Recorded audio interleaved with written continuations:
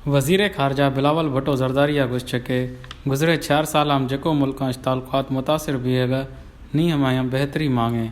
German media रदाइया interview Bilawal Bhutto गोश्त के जर्मनी 6 करोड़ यूरो इमदाद यकीन दयानी सरा शुक्र गुज़ारें।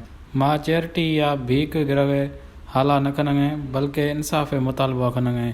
वज़ीर ख़ारजा गोश्त के बोडाश बहाली लाइ पाकिस्तान और आलमी बरादरी और आलमी इदारों की मदद की ज़रूरत है। आलूदगी फैलाने वालों मुल्क की इखलाकी जिम्मेदारी के आलमी मसलो मुकाबलो करने में मदद कत बिलावल भुट्टो गोश्ती के 4-5 महीनों जेको मुल्क इंगेज हैं हमाश बेहतरीन रिस्पॉन्स मिले हैं।